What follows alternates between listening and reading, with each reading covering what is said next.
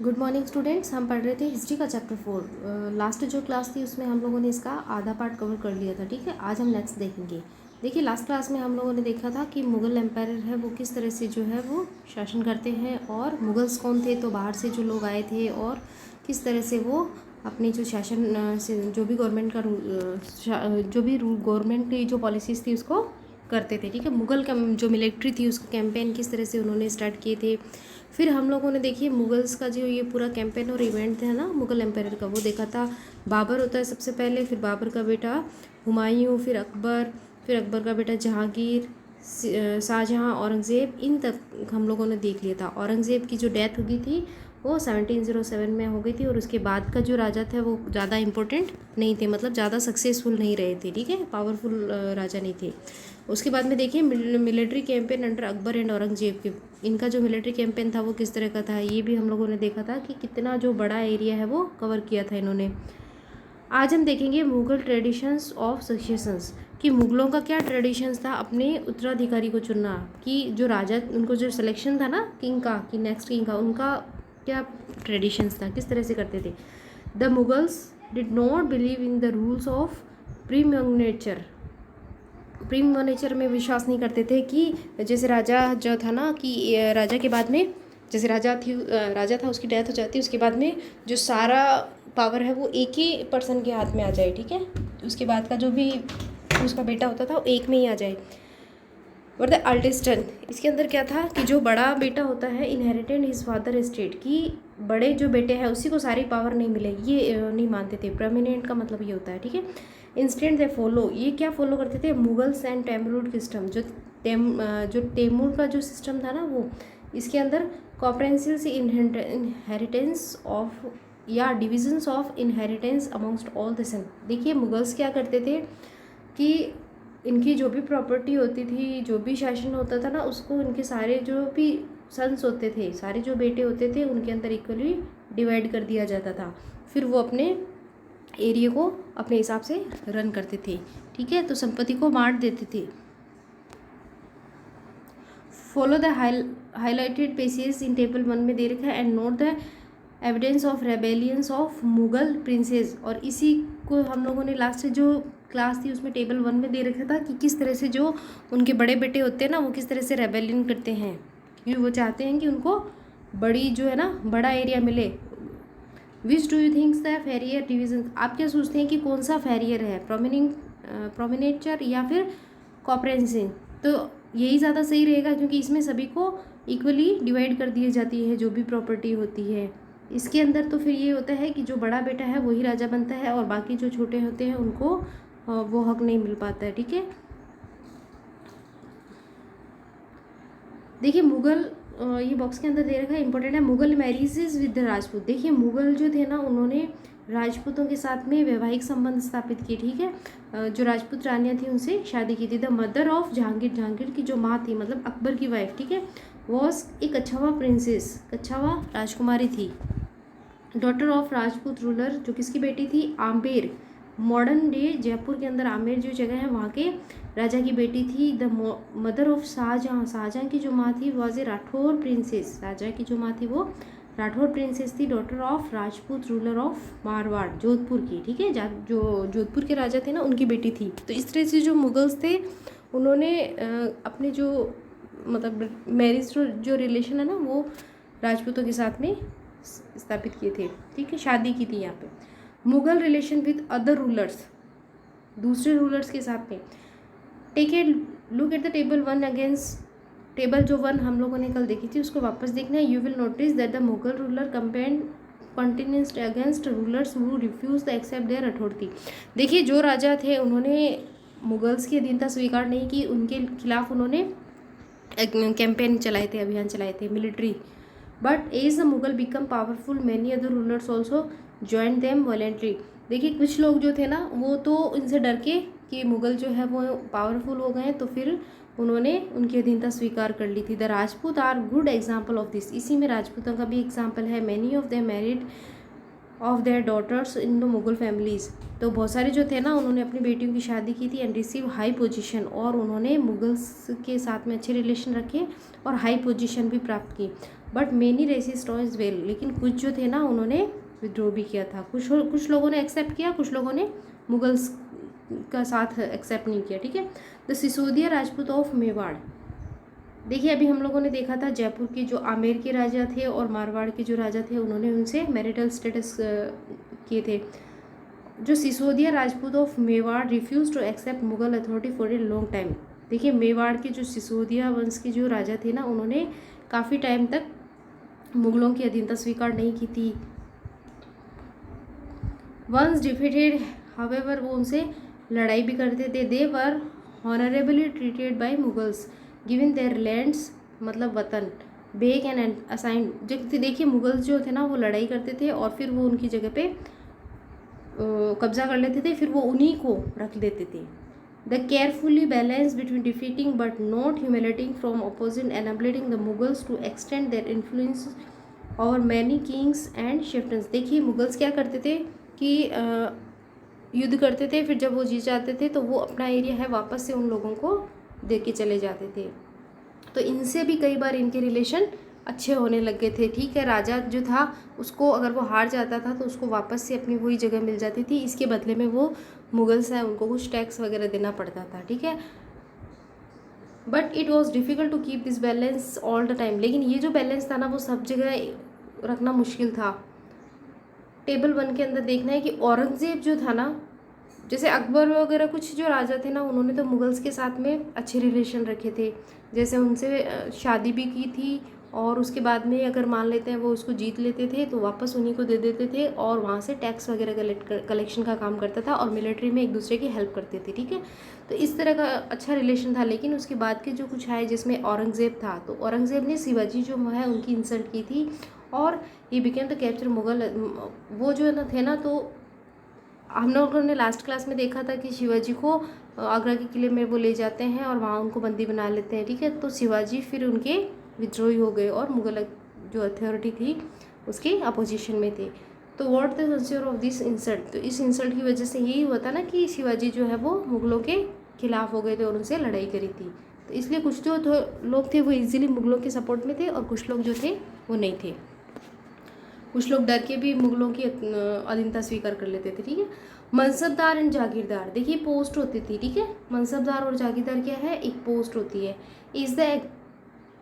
Is the empire expanded to encompass different region of the Mughals required diverse bodies of peoples, देखिए जब उनका area expand हो गया, हम लोगों ने देखा था किस तरह से उन्होंने कितने बड़े एरिया को कंट्रोल कर लिया था। तो इतने बड़े एरिया को कंट्रोल कर लिया, इसके लिए जो मुगल्स थे उनको रिक्वायरमेंट की ज़रूरत हुई थी बहुत सारे लोगों की, क्योंकि उस एरिया को संभालने के लिए फिर उनको ज़रूरत पड़ी लोगों को, तो उन्होंने लोगों को नौकरी पे रखना शुरू किया। From the small nucleus of Turkish nobles टर्निस्ट, पहले तो उनको तर्कीस बोलते थे, ठीक है। They expand to include Iranians, ठीक है। इन्होंने आयरन एरिया तक इंडियन जो मुस्लिम थे, अफगान राजपूत, इन लोगों को इन्होंने छोड़ा था। मराठा एंड अदर ग्रुप्स, इन अलग अलग ग्रुप के अंदर से ये जो लोग हैं उनको नौकरी पे रखते थे। Those who join Mughal service were enrolled as mansabdar, तो ये जो सारे थे ना, इन आयरन के जो लोग थे वो भी आए थे। इंडियन ग्रुप थे उनके अंदर मुस्लिम थे, अफगान थे, राजपूत और मराठा, ये जो लोग थे ना ये इनकी हेल्प करते थे मुगल्स की, इनकी सर्विस करते थे, ठीक है। इनके यहाँ पे नौकरी करते थे और इनको जो है वो मनसबदार कहा जाता था। इनको एक पोस्ट दे दी जाती थी कि मनसबदार, मतलब फिक्स सैलरी देते थे इसे, जैसे 5,000 10,000 इस तरह से। जो जितनी अच्छी पोस्ट पे होता या जितना अच्छा काम करता उसकी रैंक के अकॉर्डिंग उनको पेमेंट दिया जाता था। The term mansabdar refer as the individual, mansabdar जो है वो इंडिविजुअल होता है, होल्ड ए मनसब, ठीक है। मनसब क्या होता है, मीनिंग ए पोजीशन और रैंक, यही होती है। जैसे एक कैटेगरी होती है ना, ए क्लास, बी क्लास, सी क्लास, तो ए क्लास के एम्प्लॉयमेंट होते हैं उनको टॉप सैलरी मिलती है, फिर बी वालों को थोड़ी कम मिलती है, सी वालों को कम मिलती है, तो इस तरह से इनका क्लासिफिकेशन किया जाता था। It was the grading system use by the Mughals to fix, grading इन्होंने ग्रेड का सिस्टम कर रखा था, ठीक है। Rank, salary and military responsibility, कि किस तरह से इनकी रैंक दी जाएगी, फिर रैंक के अकॉर्डिंग इनको सैलरी देते थे और उसके बाद में मिलिट्री की रेस्पॉन्सिबिलिटी भी उनको उस रैंक के अकॉर्डिंग दी जाती थी। Rank and salary were determined by the numerical value called, उनको जात, ठीक है। तो उनको जो न्यूमेरिकल वैल्यू थी ना उसकी नंबरों की सबसे, तो उसको जात बोलते थे। द हायर द जात, जिसकी जात ज़्यादा होती थी, more prestigious was the nobles position in the court and large is same, जिसकी ज़ात ज़्यादा होती थी ना, ठीक है। तो ज़ात का मतलब एक तरह से यही था, इनकी रैंक, इनको ज़्यादा पेमेंट मिलता था उसकी रैंक के अकॉर्डिंग, ठीक है। इनका काम भी ज़्यादा होता है और उनकी जिम्मेदारी भी ज़्यादा होती, तो इसके हिसाब से इनको सैलरी भी ज़्यादा मिलती, और कोर्ट में उनके जो राजा के दरबार में उनकी जो पोजीशन होती है वो अच्छी मानी जाती थी। The mansabdar military responsibilities required to him to maintain a specified number of सवार और कैवलरीमैन। देखिए मनसबदार जो थे ना वो मिलिट्री रेस्पॉन्सिबिलिटी लेते थे, और इसके अंदर जो है ना सवार जो घोड़े पे होते हैं या फिर उनको कैवलरीमैन बोलते, तो उनका हेड भी होते थे वो mansabdar. The mansabdar brought here cavalryman for review, उनसे रिव्यू लेते थे। गोड देम रजिस्टर्ड, उनको रजिस्टर करते थे। देयर हॉर्स ब्रांडेड, उनके जो हॉर्स थे उनको ब्रांड करते थे। And received money to pay them a salary, और जो भी सैनिक थे, कैवलरी के जो सैनिक थे, उनकी सैलरी देने का काम भी मनसबदार के पास होता है, ठीक है। तो आर्मी का जो हेड था ना उसकी ड्यूटी करनी होती थी उनको सारी। Mansabdar receive their salaries as revenue assignment called jagirs, ठीक है। तो मनसबदार जब सैलरी लेते थे ना रेवेन्यू के रूप में, तो उसको बोलते थे जागीर। विच वर समटाइम्स लाइक इक्ताज, देखिए इक्ताज भी बोलते हैं। इक्ता हम लोगों ने लास्ट क्लासेस में देखा था, जो फर्स्ट से या सेकंड चैप्टर में आया था। इक्ता होते हैं ना पार्ट, लैंड के बारे में बताया गया है ना, ज़मीन, उसको इक्ता बोलते थे। बट अनलाइक मुक्तीज़, इक्ता का जो हेड होता था उसको मुक्ति बोलते थे। Most mansabdar did not actually reside और एडमिनिस्ट्रेट देयर जागीर, ज़्यादातर जो लोग थे वो कुछ ध्यान नहीं रख पाते थे। They only had rights to revenue of the assignment with was collected for them by their servant. ये लोग क्या करते थे, अपने नीचे एक पर्सन को रखते थे और वो ये इस कलेक्शन का काम करता था, ठीक है। मनसबदार हैज़, देखिए mansabdar themselves serve in some other part of the country, और मनसबदार है वो कुछ पार्ट जो था, कुछ हिस्से पे खुद जाता था, कुछ जगह पे वो अपने असिस्टेंट को भेज देता था। इस तरह से देखिए ये हेड हो गया मनसबदार, और ये इनकी कैवलरी जो सेना थी, ठीक है। तो ये इनका मुखिया जो था, उसी तरह से इसने रोल निभाया था। देखिए यहाँ पे बॉक्स में दे रखा है, इसको भी हम लोग देखते हैं। जात की जो रैंकिंग थी वो किस हिसाब से होती थी, ठीक है। Nobel with a zat of 5000 were ranked higher than those 1000, ठीक है। तो देखिए यही है, जिसकी पोजीशन ज़्यादा होती है उसके हिसाब से उसकी सैलरी ज़्यादा होती है, ठीक है। तो 5000 की, और ये in the Akbar reign there were 29 mansabdar, ठीक है। उनके 29 मनसबदार थे विथ ए रैंक ऑफ 5000 जात, ठीक है, जिसको 5000 की सैलरी मिलती थी, एक तरह से मान सकते हैं, ठीक है। By Aurangzeb reign the number of mansabdar had increase to 79। तो औरंगजेब के टाइम जो ये इनके मिनिस्ट्रीज वगैरह जो थे ना, इनकी संख्या और ज़्यादा बढ़ गई, क्योंकि इन्होंने देखिए ज़्यादा एरिया को कवर किया था, और जहाँ ये एरिया को कवर करते थे, जीत लेते थे, वहाँ पे फिर अपने अपने एक असिस्टेंट को भी छोड़ते थे और उनको फिक्स सैलरी देते थे। Would this have mean more expenditure for the states, तो यही था कि इन्होंने जिस तरह से एरिया को कवर किया, तो उसके लिए उनको ज़्यादा लोगों की ज़रूरत पड़ी। देखिए mansabdar on the beach with his sawars, ये मनसबदार है अपने सवारों के साथ में, ठीक है। एक नीचे वाला भी देख लेते हैं। Detail from a miniature from Shah Jahan reigns depicting corruption in his father's administration. देखिए शाहजहां का टाइम था ना, उसके अंदर ये दिखा रहे हैं कि किस तरह से करप्शन होता था। मिनिएचर पेंटिंग बनाई हुई है। एक corrupt officer receiving a bribe and एक tax collector punishing poor peasant. देखिए ये एक जो है मनसबदार, इसको इस तरह से देखिए, ये करप्ट पर्सन है, वो किस तरह से धन दे रहा है, पैसे दे रहा है, और ये जो पुअर किसान है, गरीब लोग हैं, इनको साथ में किस तरह से शोषण कर रहे हैं, किस तरह से गलत व्यवहार कर रहे हैं।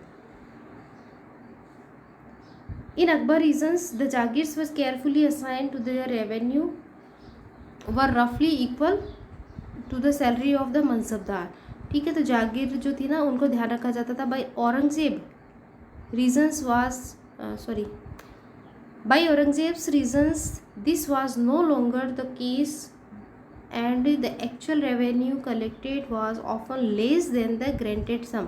तो औरंगजेब के टाइम जो है ना ये कम इकट्ठा किया जाता था। There was also here huge increase in the number of mansabdar, क्योंकि जो मनसबदार हैं उनकी संख्या बढ़ गई थी। which meant a long wait before they received a jagirs. These and other factors created a shortage in the number of jagirs. तो देखिए ज़्यादा जो जागीर एरिया पे कवर कर लिए थे तो ज़्यादा जागीरदार हो गए थे, ठीक है। As a result many jagirdar try to extract as much revenue as possible while they had to jagir. तो जो लोग हैं फिर वो ज़्यादा रेवेन्यू के लिए कोशिश करने लगे। Aurangzeb was unable to control these development in the last year of his reigns and the peasantry therefore suffered tremendously. तो लोग जो थे ना फिर उन्होंने विद्रोह करने लग गए, क्योंकि उनको फिर कम, देखिए ज़्यादा जो लोग हो गए थे, हम लोगों ने देखा था ना अकबर के टाइम में कम थे और उसके बाद में वो ज़्यादा बढ़ गए थे, उनके जो नंबर थे वो ज़्यादा हो गए थे, तो फिर जो सैलरी थी लोगों को कम मिल पाती थी, ठीक है। जब्त एंड जमींदार, देखिए जब्त क्या होता है। The main source of income available to Mughal ruler was the tax on the produce of the peasantry. जो भी किसान के खेत में होता था ना उसके हिसाब से, जो भी किसान के खेत में होता था उसी के हिसाब से जो है उनकी सैलरी या सोर्स में, मतलब पैसे का सोर्स यही था कि उनको टैक्स के रूप में मिलता था, ठीक है। In the most places peasant पे टैक्सेस, ज़्यादातर जगह जो किसान है वो टैक्स पे करते थे। For rural elites that is the headman और लोकल शेफ्टेंस, जो भी उनके होते थे मुखिया उनको। The Mughals used won them, जो मुग़ल थे ना उनको जमींदार कहते थे। गांव के अंदर जो भी फसल होती थी उसके ऊपर जो टैक्स कलेक्ट करने वाला पर्सन था उनको मुग़ल जो है वो ज़मींदार कहते थे। टू डिस्क्राइब ऑल इंटरमीडिएटरीज, और उनके जो बीच के जो लोग थे, whether they were local headman of the village और पावरफुल शेफ्टर्स। तो वो लोकल, देखिए गांव के अंदर क्या होता है, कुछ लोग जो होते हैं ना वो रिच पर्सन होते हैं, तो फिर वो राजा को सपोर्ट करते हैं, ठीक है।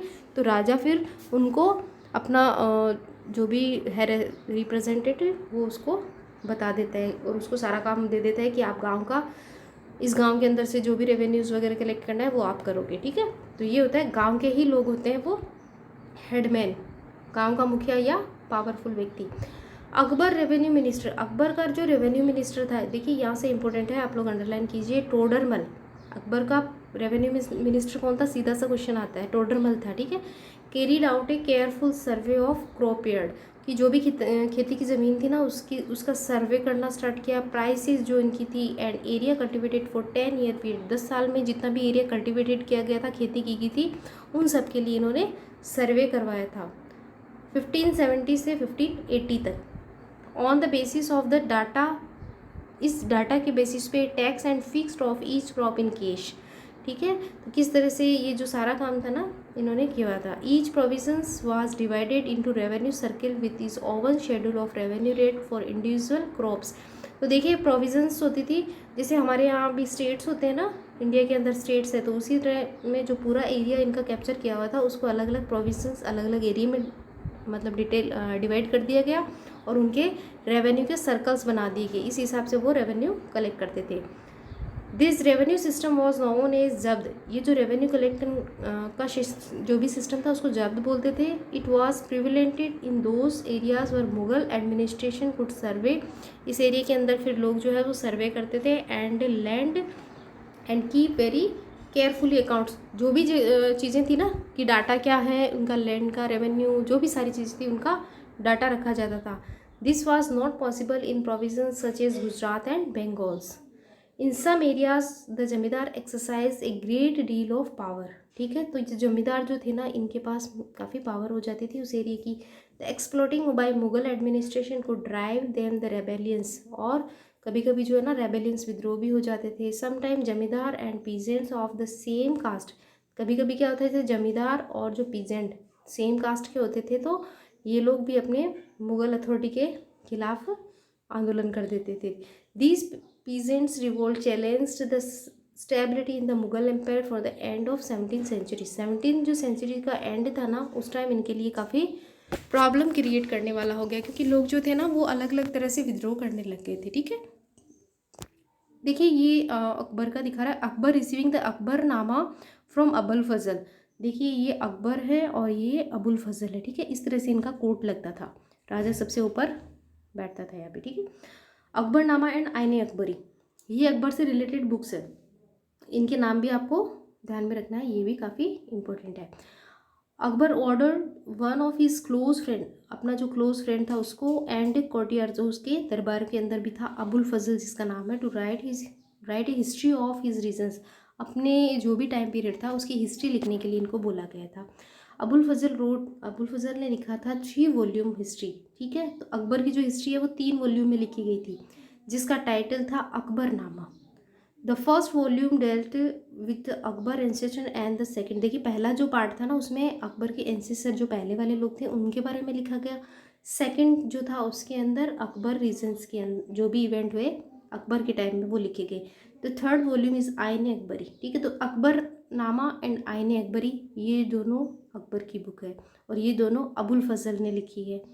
थर्ड वाली जो बुक थी उसके अंदर डील की गई थी अकबर के एडमिनिस्ट्रेशन के बारे में, ठीक है, कि अकबर का शासन कैसे चलता था, उनके हाउस होल्ड कैसे थे, आर्मी कैसी थी, रेवेन्यू का सिस्टम कैसा था, ज्योग्राफी ऑफ एम्पायर कैसा था। तो पूरी की पूरा जो एडमिनिस्ट्रेशन था उनका उसके बारे में लिखा गया था। It also provide rich detail about the tradition and culture of the peoples living in India. उस टाइम के अंदर जो इंडिया के लोग हैं उनके ट्रेडिशन की बात की। The most interesting aspect about the Ain Akbari is it rich statistical details about things is diverse and crop shares price wage and revenue, इन सब चीज़ों के बारे में लिखा गया था आईने अकबरी के अंदर, ठीक है। A closure look Akbar's policy, तो अकबर की जो पॉलिसीज थी, देखिए अकबर को काफ़ी अच्छा माना जाता है, इन्होंने काफ़ी अच्छी पॉलिसीज़ है वो हमारे इंडिया के अंदर चलाई थी। The broad features of administration were laid down by Akbar, बहुत सारी फीचर्स थी इनके एडमिनिस्ट्रेशन की, were elaborately discussed by Abul Fazl in this books. तो आईने अकबरी जो है इनके अंदर काफ़ी डिस्कस किया गया। Akbarnama in particular in the last volume of Ain Akbari, Abul Fazl explain that empire was divided into provinces called subas. देखिए अबुल फजल जो थे ना, इन्होंने अपनी जो बुक्स जो थी ना इसके अंदर जो अकबर था, ठीक है, अकबर के जो एरिया था उसको अलग अलग प्रोविजन में डिवाइड किया और उन स्टेट्स को, ठीक है, प्रोविजंस बोलते हैं, स्टेट बोलते हैं, तो अकबर ने उनका नाम लिखा सूबा, ठीक है। और सूबा का जो हेड होता है उसको सूबेदार कहते हैं, ठीक है। जैसे हम लोग बोलते हैं ना डिस्ट्रिक्ट, एंड डिस्ट्रिक्ट का हेड डिस्ट्रिक्ट कलेक्टर, उस तरह से। वो carried out both political and military functions, जो पॉलिटिकल और मिलिट्री दोनों से रिलेटेड वर्क करता था। Each provisions also had a financial officer, सबका अपना एक फाइनेंशियल ऑफिसर होता था जिसको दीवान भी कहते थे, for the maintenance of peace and order in his provision, ठीक है। तो ये अपने एरिया के अंदर पीस, शांति और ऑर्डर बनाए रखता था। द सूबेदार was supported by other officers, सूबेदार की हेल्प करने के लिए और भी ऑफिसर्स होते थे, सच एज द मिलिट्री पे मास्टर, ठीक है, जो मिलिट्री पे मास्टर होता है उसको बख्शी बोला जाता था, मिलिट्री इंचार्ज होता है, और रिलीजियस एंड चार्टरबियर पैट्रन्स सद्र बोलते थे, ठीक है, मिलिट्री से रिलेटेड है ये। मिलिट्री का कमांडर होता है जिसको फौजदार बोला जाता था, एंड टाउन का पुलिस उसको कमांडर बोल जाता था या कोतवाली, ठीक है।